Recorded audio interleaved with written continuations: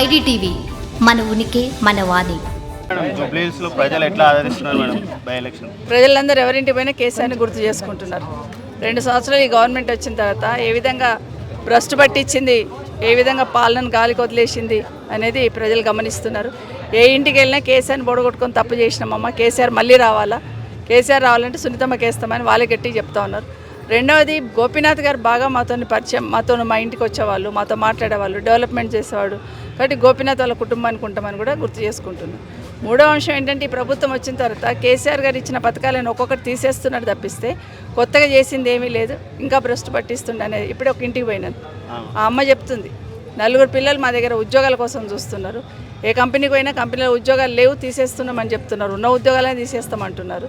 కొత్త కంపెనీలు వస్తేనే ఉద్యోగాలు వచ్చాయి, ఈ గవర్నమెంట్ వచ్చినాక ఉన్న కంపెనీలన్నీ పోతున్నాయి అనేది ఆవేదన వెళ్ళబోతుంది. హైడ్రా గురించి కూడా ఎక్కువ మాట్లాడుతున్నారు మేడం.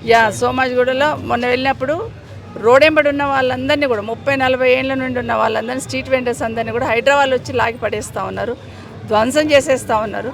మళ్ళీ లోకల్ ఉన్న నాయకులు వచ్చి వసూలు మొదలు పెడుతున్నారు. ఇది ప్రభుత్వం చేస్తున్నది. కేసీఆర్ ఉన్నప్పుడు మమ్మల్ని కళ్ళకు రెప్పలా కాపాడుకున్నాడు.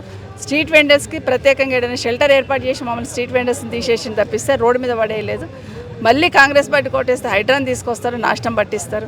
పొరపాటున కూడా అటు పక్క తిరిగి చూడమమ్మా, మళ్ళీ కేసీఆర్ తెచ్చుకుంటామని చెప్తాం. మేడం, జూబ్లీహిల్స్ ప్రజలకు ఏం చెప్పదలుచుకున్నారు మేడం? ఒక మాట అంటే జూబ్లీహిల్స్ ప్రజలందరూ కూడా గమనించాలి. 2 సంవత్సరాల కాంగ్రెస్ పాలనను చూశారు. 2 సంవత్సరాలు ఏ విధంగా అస్తవ్యస్తంగా ఉంది, ఏ విధంగా మంత్రుల మధ్యలో కొట్లాటలు అవుతున్నాయి, ముఖ్యమంత్రికి మంత్రులకు సఖ్యత లేకుండా, మంత్రుల ఇళ్ళకే పోలీసు వాళ్ళు పోయే పరిస్థితి, మంత్రులే వాళ్ళే చెప్తా ఉన్నారు గన్నులు ఎక్కి పెట్టే పరిస్థితి, పారిశ్రామికవేత్తలకు గన్నులు పెట్టి బెదిరించే పరిస్థితి. ఈరోజు ఈ పాలన చూసిన తర్వాత జూబ్లీహిల్స్ ప్రజలందరూ గమనించాలి. రాష్ట్రంలో హైదరాబాద్లో ఇట్లాంటి పరిస్థితి ఉంటే గ్రామీణ ప్రాంతాలకు వెళ్తే ఒక యూరియా బస్తా కోసం గంటలు నిలబడ్డ పరిస్థితి చూస్తూ ఉన్నాం. కేసీఆర్ ఉన్నప్పుడు అగ్రికల్చర్ ఎంకరేజ్ చేయాలని ప్రయత్నం చేసి అగ్రికల్చర్ తీసుకొస్తే ఈ ప్రభుత్వం వచ్చిన గన్ కల్చర్ తీసుకొస్తుంది. ఈ రాష్ట్రానికి పెట్టుబడులు వెల్లువలో వచ్చే కేసీఆర్ గారు ఉన్నప్పుడు. కానీ ఈరోజు ఏమవుతుంది, ఇక్కడ నుండి ఎప్పుడు వెళ్ళిపోదామని చూస్తూ ఉన్నారు. ఫాక్స్కాన్ లాంటి కంపెనీ 1,00,000 ఉద్యోగాలు ఇస్తున్న కంపెనీ కేసీఆర్ గారు ఉన్నప్పుడు వస్తే ఈ ప్రభుత్వం రాగానే రెండో ఇన్వెస్ట్మెంట్కి వెళ్ళిపోయారు. 30,000 ఉద్యోగాలకే క్లోజ్ చేసుకొని మిగతా వెళ్ళిపోయారు. అది రాష్ట్రంలో జరుగుతుంది. ఈ రాష్ట్రంలో ఉన్న వాళ్ళ ప్రజలందరికీ కూడా బాగుండాలంటే, ఈ రాష్ట్రం బాగుపడాలంటే జూబ్లీహిల్స్ ఎన్నికనే పునాది కావాలి. మళ్ళీ కేసీఆర్ వెనక్కి వస్తే ఈ రాష్ట్రం బాగుపడుతుంది. అది బాగా గుర్తుపెట్టుకొని జూబ్లీహిల్స్లో ఉన్న ప్రజలందరూ కూడా బీఆర్ఎస్ పార్టీ కోటేయండి. రెండవ అంశం, గోపీనాథ్ గారు ఈ ప్రాంతానికి 10 సంవత్సరాలు కన్నుకు రెప్పలా కాపాడుకున్నారు. గోపీనాథ్ గారి కుటుంబానికి అండగా ఉండాలి. ముఖ్యంగా ఆడబిడ్డ భర్తను బొడగొట్టుకొని ఈరోజు రోడ్డుపైకి వచ్చింది, మనకు అండగా ఉండాలని. తనకు అండగా ఉండండి, తన ఓట్లేసి గెలిపించండి.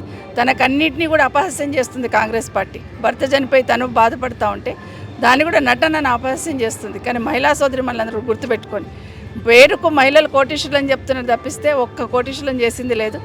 రోడ్డు మీద తీసుకొస్తున్నారు మహిళల్ని. కాబట్టి మీరందరూ కూడా జూబ్లీహిల్స్లో ప్రజలందరూ కూడా చరిత్రను తిరిగి రాసినట్టు అవుతుంది. ఖచ్చితంగా బీఆర్ఎస్ పార్టీని గెలిపించమని కోరుతున్నాను.